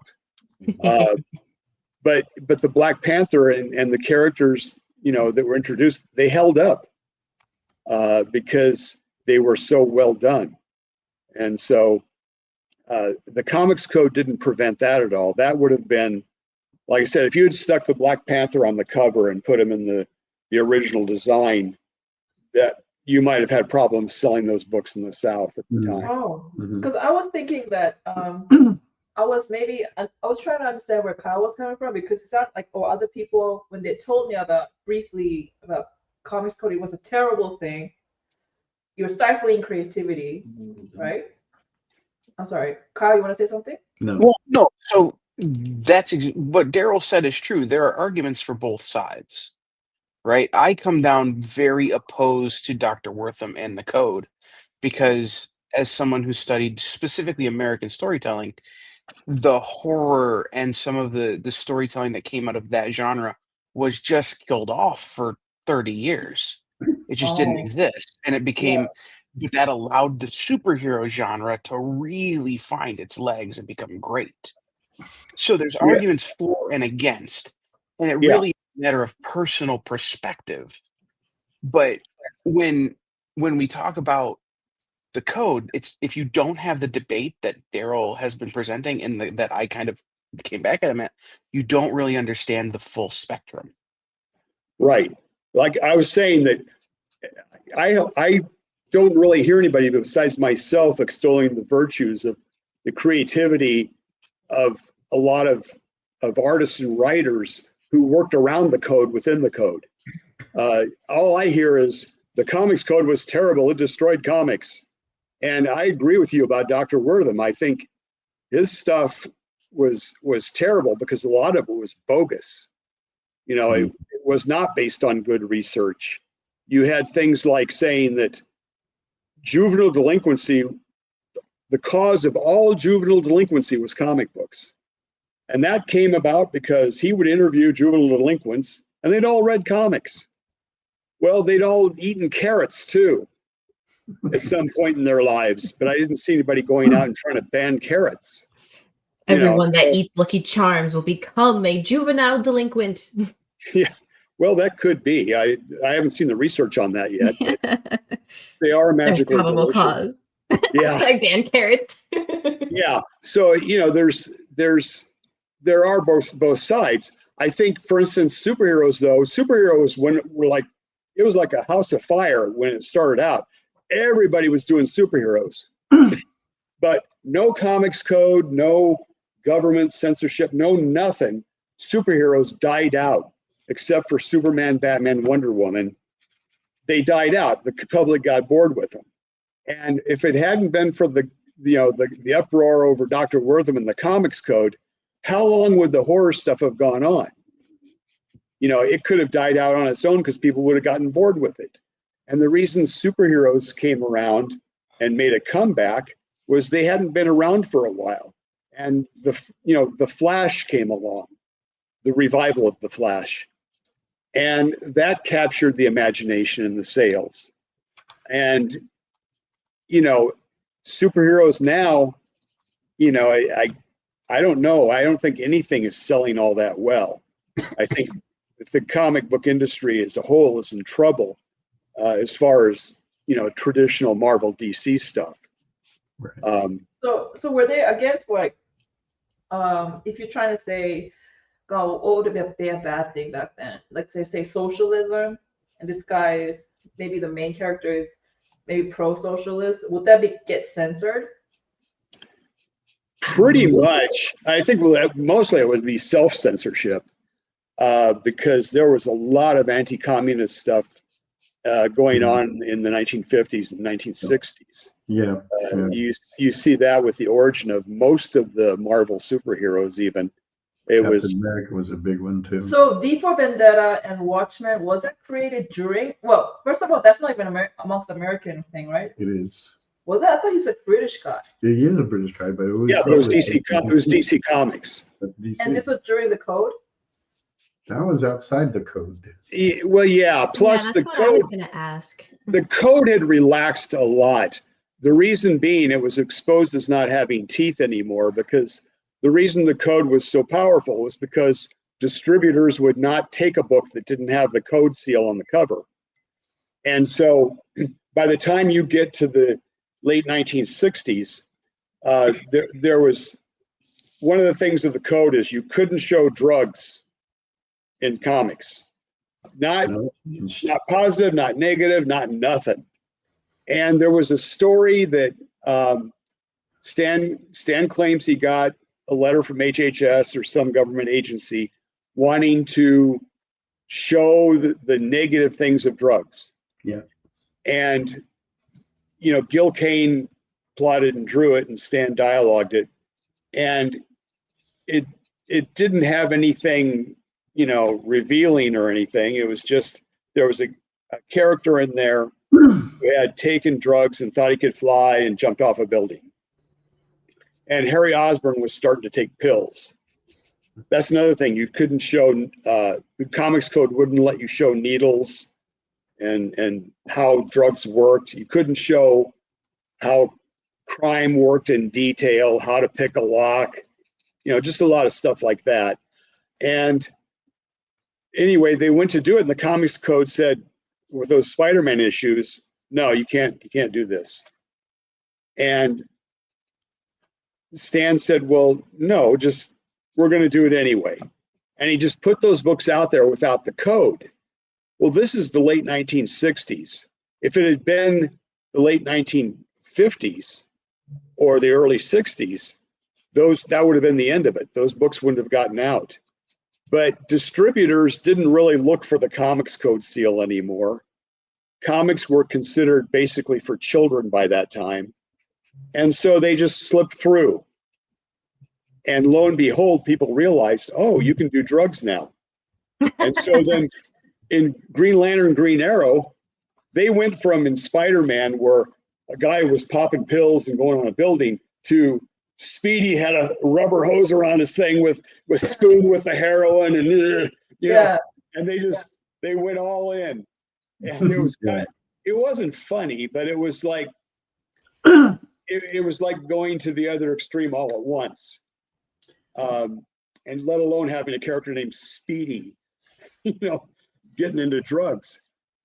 So then the dam kind of burst. Then they realized that the code was kind of toothless, and so most creators were fairly responsible. They didn't need to go, all out lurid, but it changed things. I remember seeing a Black Widow story that Gene Colan drew in Amazing Adventures, and it had the Black Widow getting out of the shower, towel drying her hair, and you knew that there was something under that towel, whereas you wouldn't have seen that before.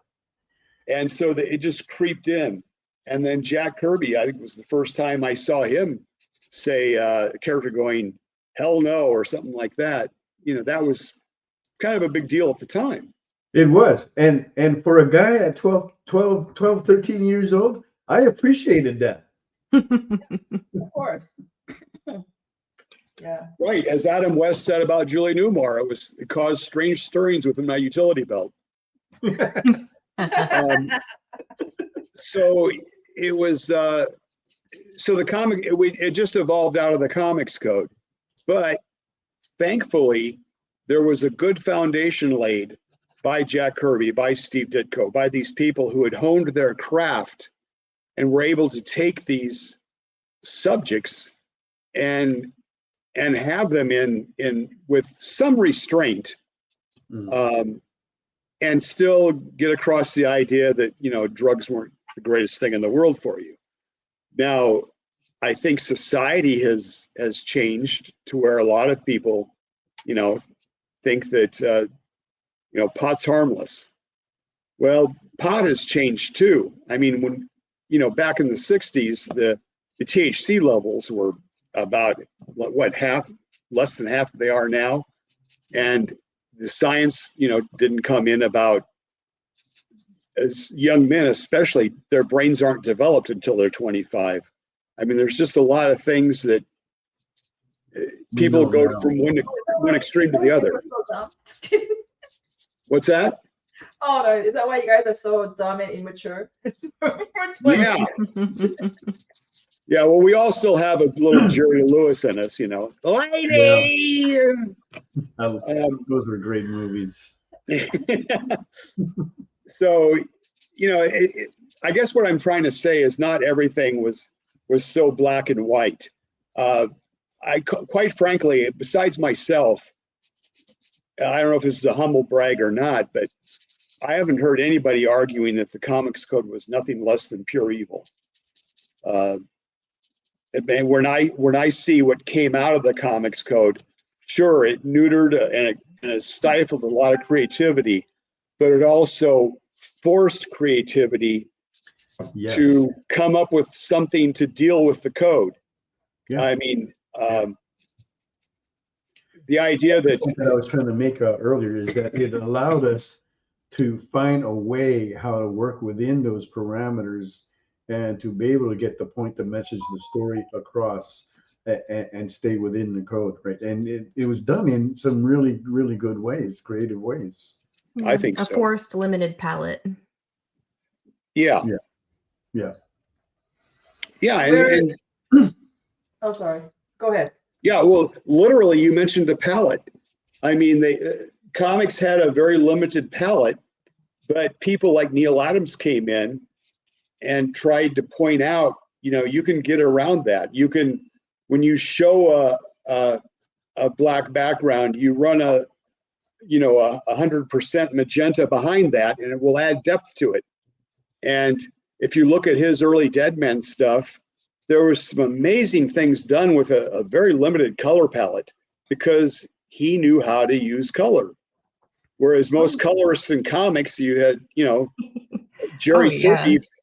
Jerry Serpe famously said, when Neil was trying to say, hey, do this, put a screen here, do a 10% gray behind this, and it's only comics. That was the attitude with a lot of people. And so, yeah, it is, but it's also a business. Oh yeah. And so, even as a kid, and I probably shouldn't mention names, but I suffered through a lot of Vince Coletta inked stuff that, because the man would erase stuff. I mean, if you've seen Jack Kirby's pencils, he would draw these beautifully detailed buildings behind, a crowd scene, and Vinny would just like put it in a grid and erase it. And sometimes he would erase in a crowd scene, he would like make everything a silhouette, or he would erase actual figures, which changed the composition. Just darken the pencils and call it a day. Jeez. Yeah, the man who erased armies. Wow. I would be so angry if I put that much work into pencils and I saw that the inker just wiped it out. Yeah, Jack, I think, was so busy doing the books and pumping them out because he was writing them as well as drawing them. Oh, he was writing too? Oh, dang, yeah. Yeah, he had no energy. He plotted everything, and then he would put notes on the side as to what it was, and then Stan would, repurpose what he'd put on the side or else put in new dialogue. But the visual plotting and everything came from the artists at Marvel. The Marvel method was a way to really crank out a lot of books and allow Stan to collect writers' pay and editors' pay and art directors' pay when really, they were doing all that work. He's like, Jack Kirby really was like a American version of Tezuka Osamu. I guess. Yeah. All right, before we go any further, let's take a look at what everybody has on the board so far. We are still looking for the opening bids. Oh, me first? I didn't. Okay, well, okay, you got it on you. Let's. Okay. Okay. Once again, try to remember this is Pirate Mystique. Okay. So this is what Mog has so far. Yeah. Oh, I love the Belt of Skulls. Belt of Skulls. Oh, I love it. And the flintlock. Okay, there you go. So now, all right, again, yes. she's looking for a bit of 200 on that. And now we have Cat's Dragon. Yes, Dragon. Look at that. All over the page there. And she's looking for an easy $80 on that for an opening bed if you care to post that into the comments. No, I broke into pirate. Anyway, we have next, Daryl has the Creeper from Ditko there. He's colored. Very, very nice. Looking for an opening bed of 175. If you care to put that into the comments. It's interesting how the financial situation can shape the art, according to what I just learned from Daryl. Like before, you're saying it was mainly story was important, and then the art just supported the story. But now, for a comic artist to survive, they have to make it more illustrative. So more work, it's changing to be more illustrative, more fine artsy, more beautiful, but yet they're getting paid less. Well, that's the struggle of an interior artist, because they want to sell those pages. And you make more money on that. It's not so much more illustrative as it is the dynamics. Yeah. If you're doing an X-Men story, and there's a lot of talking head points because they're trying to advance the plot. Yeah. Those can be really interesting to read and help build the story. But if you're trying to sell something the guy could put on his wall, you want to have Mystique's top split a little, maybe. Yeah. Yeah. And you want to show a little more cheesecake. You want something dynamic. Right. You're going to want her to take up as much of the page as possible. Yeah. Right. And that's not so much illustrative as dynamic. It's something that grabs the eye. You want to see them in the costume. You want to see them smashing through a wall. You want to see more cleavage, more legs, especially if it's a woman. And you get through all that. Showstopper. That way anybody passing by looks like, wow, that's freaking great. Yeah. And that's wonderful for something to hang on your wall. But it might not advance the story as well. There. And with comics costing, where are they now? $6 or something? Yeah, we're between 4 and 6, sometimes 10. Yeah. Yeah. You want to see. I would rather read a my money's worth. Yeah, I would rather see a solid story, or maybe a bunch of cats. Yeah, I'm the same. Do I have a book for you? Exactly. Yeah, I'm the same way too. So now when I go and buy a comic, I'm not looking for the best cover. Just give me the A cover. I'm happy with that because I'm there for the story, not so much for the art, because that's what I mainly want to get now. And it's kind of nice to hear in the community that these guys are not buying so well. I mean, it's a lot of people are still putting a lot of money into variants, but there's like a little bit of a shift where guys are saying, I don't want to play that game anymore. Just give me the A cover. And then when something takes off, it's the A cover that actually does better than the variants. If you look at like Absolute Batman, it seems to be happening there, which is one of the more recent things to look at. But yeah, so there's that, and it's kind of nice to see that happening. But it took me a while for me to transition. Like if the art wasn't good, I wouldn't even touch it. But now I don't care. You can even draw stick figures, but if the story is good, I would totally read it. The art has nothing to do with for me. Well, so what about you guys when you read a comic? To me, art is still it's kind of ultimately important. There's certain story. styles I don't like, but Yeah, for me, it's ultimately story, but I see so many, because there's like art that is technically amateur, but it happens to be so expressive somehow that I just end up unironically liking it by the end anyway, because the story is what lifted it. If I'm looking at something that's technically beautiful, but there's not like a good story with it, I don't gravitate towards it at all because it's not telling me a story. That's what all art does, kind of regardless if there's dialogue or not. Right. Because I find that with video games too. So Kat, I want to go back to this question from Stevie B. He's asking, are you drawing from your imagination or things that you saw on your honeymoon? Magic Dragon. What kind of book are you doing? That's kind of personal, Stevie. My goodness. Oh my God. That's a loaded question on how I answer it. Yeah.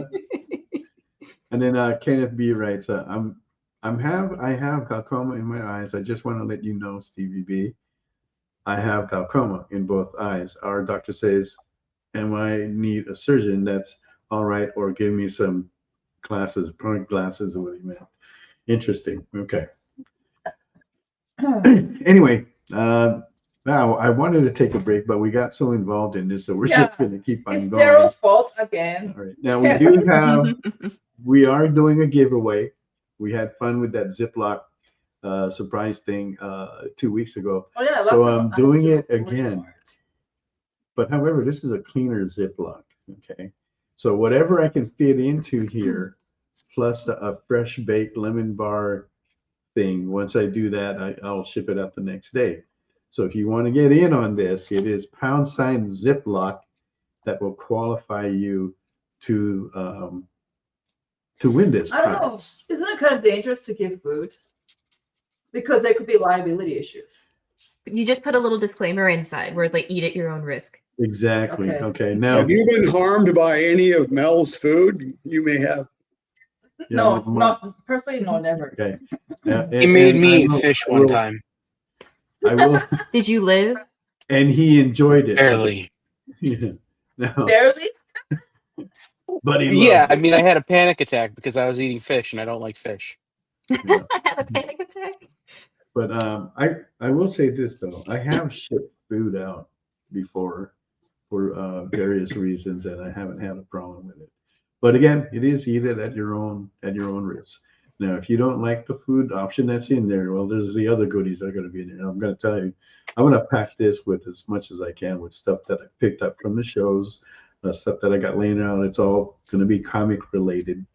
All right, so hopefully you'll have fun with the items that are in there. Maybe you find something that you'll really like or enjoy. Oh, so it's got mystery package. Yeah, it's a mystery. It's the mystery package. I have the first one already packed, which is ready to go. Oh, That's going to go to Stevie B. That one, right? That's right. Yeah, in Stevie B's. Stevie gets the original art from Gets me. an original metal sketch card, and you know what? We'll do the same thing for this one too. We'll include a metal sketch card from Mog. She'll draw something on there that will be part of the mystery package. All right. So you want to get in that £, Ziploc, and we'll zip that up and lock it in for you. In about, we'll probably do that in about like 4 or 5 minutes or so. You've got about 9 minutes left for the show. We're still looking to get those opening bids. If you care to, go ahead and do that in the comments. If you are the winner tonight, please fill out the form that will appear later on, so that way we know exactly where to get this to and who to collect from. I know this is totally off the tangent, but remember that John Lennon song, Imagine? Yeah. The lyrics, you guys remember the lyrics, right? Yeah. So this TV show that we recently watched, Pluribus, is exactly like if that song came true. So everything is all no religion. Imagine if there's no religion, no race, nothing. Okay. They're all the same, right? So there'll be peace on earth. Okay, so you're changing the subject and we're jumping into this. Yeah, I did warn ahead of time. It's totally off the subject. Oh, Okay. before we jump into spoiling a show I haven't started yet, Mog. Oh. I did want to. I popped it in the comments, but there's data that I've been working with a group of others inside the industry now for 8 months on that will come out just after New Year's. Average in-store sales are up between 18 and 20% for the vast majority of shops. There are still shops who are absolutely struggling. There are still shops who are absolutely down, but vast majority are up between 18 and 20% because of Absolute from DC, the Absolute series, and the Ultimates from Marvel. Mm-hmm. But what we're seeing is if you have great art and a subpar story, you're going to sell meh. You're going to do okay, but you're not going to do great. If you have a great story and subpar art, you're going to do meh. You're going to do okay, but you're not going to do great. When you can throw both together like they've done with Absolute and with Ultimates, you see right now you're seeing numbers like haven't been seen since the boom of the 90s. 400,000 and 500,000 copies of things. Really? Nice. What is Wow. Absolute Batman's up to almost 750,000 copies. And Absolute Batman is actually one of the few Western comics I'm actually keeping track of for the first time in probably a decade. Because Western comics just got so boring for me, so I just stuck with my manga because the manga stories are so tight. But the Absolute Batman I've actually been keeping track of. Yeah, I do like the Absolute Batman. I also like the Absolute Superman. And for the Ultimates, I'm definitely into the Spider-Man. What genre are you reading for manga? I like to. What is it? I'm reading through Demon Slayer again because all of the animations and the movies are coming out. And that's one of my favorites right now because I just love her art and I loved how she pulled in her story. Okay. Oh, I didn't know Demon Slayer was a female artist. Yeah, she's so cool. Interesting. Very interesting. Is that your usual thing? You like to just do the shonen type of manga, or? I'll take a look at anything new that's coming out because I like a very wide. I have a very wide net of genres where it's like, oh, I like slice of life, but I like shonen, but I like the action adventure, I like the horror. It's like I like it all. It's just whether or not the story is tight or not. And then there's artists where they have the story and they have the art to back it up, so it just becomes an absolute just like a banger of a read. Like I'm a big fan of Ghost in the Shell, but I really love Shiro's artwork from the 90s. But they're finally doing an animation with Shiro's artwork, so I'm just like, oh, it's finally going to be what I wanted since I was a fetus. Like finally. That is the anime that pulled it in for me was Ghost in the Shell, and that was back in the like late '80s or '90s. When I saw that, I go, "Wow, this is just love his whole art and everything." So glad Beautiful to see art, that. very Yeah, deep yeah, story that has enough action to keep you through all the philosophical stuff. right, right. Just absolutely just amazing. hmm Okay, so we have 8:51 right now. Let's go ahead and do that giveaway for the Ziploc mystery bag. If we can get ready to roll that out. And don't forget, if you do win a piece tonight, please register on that link there posted in the comments within 24 hours to get that claim. Here we go. For the second Ziploc bag we're giving away. Dun, dun, dun, dun, dun, dun, dun, dun, and we have Steve Vendetta. Another Steve. Last time Steve won and Yeah, Steve Bino, Steve Vendetta. Congratulations. He's across the border. So he's across the border and he's gonna wait like 6 months. I might have to do something different. The cool thing is that we are going to Vancouver in February. I don't know. We'll see. Will the biscuit last 2 months? Will the lemon bar last? It ain't gonna last. I might have to do something different for that, Stevie. Maybe put in something that's made here to include in there, and then ship it out when I get out to Vancouver. Or It's a else. picture of a lemon bar. Yeah. Okay. A picture of. Crumbs. We'll put in crumbs. That's why I love art, because art doesn't really have at your own risk, because you're not consuming it literally. It's just visually consuming it. Let's see, and Mark Dicko is asking, I would like Daryl to strongly consider donating his creeper art to the Dickoverse to add to our collection. Oh, come on, man. I'll trade it for a piece of Steve's artwork. I love There that. you go. Ooh, For a an trade. original piece. Now that would be That'd great. be cool. A trade, yeah. Actually, there is a slight connection with Ditko. My only connection with Ditko was when they first announced that DC was buying the Charlton Action Heroes. I loved the Blue Beetle and wanted to continue right where Ditko left off. So I wrote up a proposal and did about 8 pages of samples and gave them to Dick Giordano. And he saw them and said that, well, we already have writers, but you can audition to be the artist. So I went ahead and went through a couple of rounds of that. And it ended up that I won, but they took the artwork to Steve Ditko to pick. First, they wanted to offer Ditko to do the Blue Beetle, but he didn't want to do it. But he picked my stuff. So I got to, it was great. I mean, can you imagine when I was a kid that Ditko would pick me to draw one of his characters? Yeah. Wow. And I was just, it's just amazing. And so Dick Giordano called to tell me that. And I hung up the phone and I was kind of stunned. And then there was a call back, and Sal Amendola, who was with Dick Giordano when they went to see Steve Ditko, said that, I hope you realize what a big deal this is. And I said, I do, I really do. And so they had a choice. They were doing a monthly book, and then they were going to do something that had never been done before. They were going to have a weekly book with all of the Charlton characters. And I jumped on that thinking this is going to be groundbreaking. And Steve Englehart wrote it. And I was about 7 issues into it when they decided, no, we're not going to do that. And so Paris Cullins went ahead and got to do the monthly book. And then I was left with all these pages. And Dick Giordano, every time I saw him, he'd say, oh, I really love that Blue Beetle stuff. We're going to put that in an annual or something. And I heard that so many times that I realized it ain't never going to happen. But it was just really interesting that Steve Ditko, my idol, picked my stuff to work on his character. Yeah. That was really good. And Paris had met him.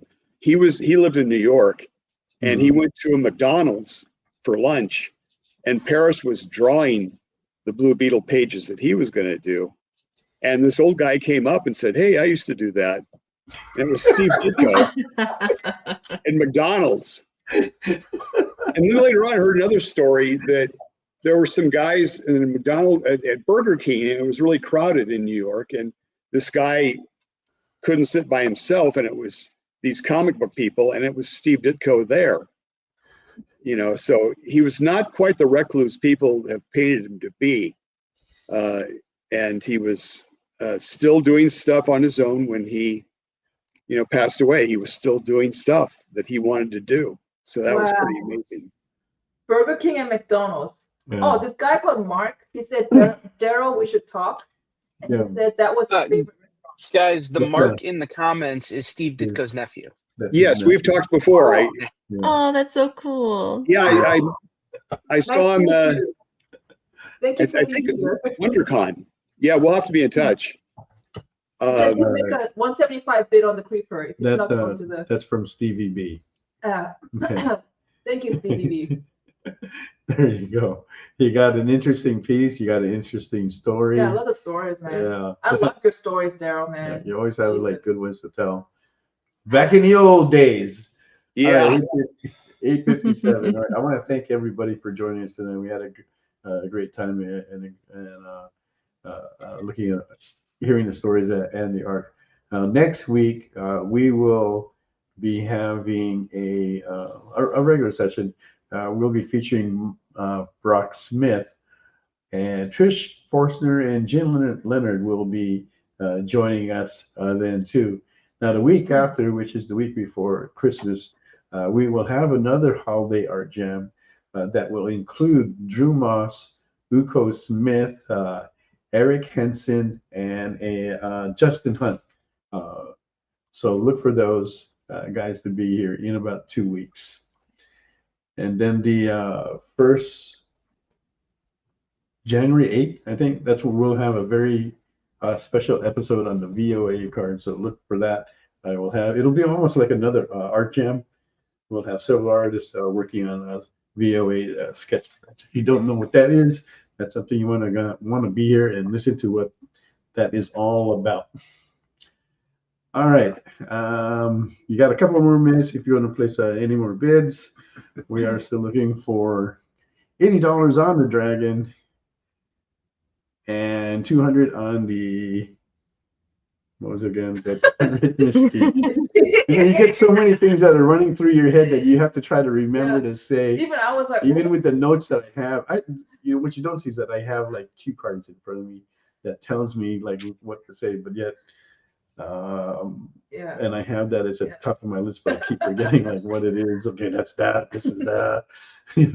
But all right. How are you going to be spending Christmas, Daryl? Yeah. Are you going to be going away or staying at home?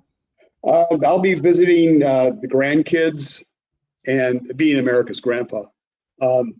Visiting the grandkids and my sister in Nebraska, and okay.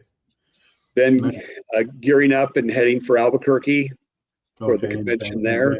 Yeah. And my son's getting married too in Santa Barbara. Woohoo. So we'll be getting there. All over the place. Yeah. Marriage. I see America, you know, because I saw the rest of the world when I was younger and I could go on my own. Right. And a lot of places that don't exist anymore, the Soviet Union, places like that, East Germany. Yeah. So, yeah, now I'm kind of confining my skills to seeing the grandkids and going to conventions and just taking it relatively easy. You're right. Right. That's what I'm trying to do myself. Oh, yeah. Going back to the early 80s, I was doing comic strip work and comic book work, and the deadlines were just horrendous. And so this is kind of nice in a relaxed atmosphere like this to just noodle with something instead of having to, you know, have a hairdryer to make sure it dries because it's got to go out tomorrow. Right. How about you, Kat? How are you spending the holiday season? Yeah. I get to spend it with my family here at home and just have like some nice, calm, cozy couple of weeks. Because Nice. we are here in the studio, we're actually fulfilling 2 Kickstarters at the same time right now. So it's just like, okay, we got winter break, we can fulfill it and we'll be fine. That way we can start the new year with a clean slate. Fantastic. All right. And for Mog and I, we'll be cooking here at home. We'll be having a few guests. Some of them you may know. And then we will also be getting ready for our first show, which is an early show for us. I don't normally do shows in January, but we'll be at Fan Expo Portland and then Fan Expo Vancouver in February. So all that is very unusual for us, but oh well, so is the con life. Anyway, thanks again everybody for coming on board, watching us tonight. Make sure you tune in next week for Mark Brock, Jen Leonard, and Trish Forstner. We're going to have a lot of fun with the artwork they do and catch up with everything that they're doing and see how they're spending Christmas. And let's see, the winners tonight, Steve, I definitely have your information. Stevie B, I got your information. So we'll get that out to everybody so that way they can go ahead and fulfill that. Once again, thank you. Have an enjoyable weekend, and we will see you next week. Good night, everyone.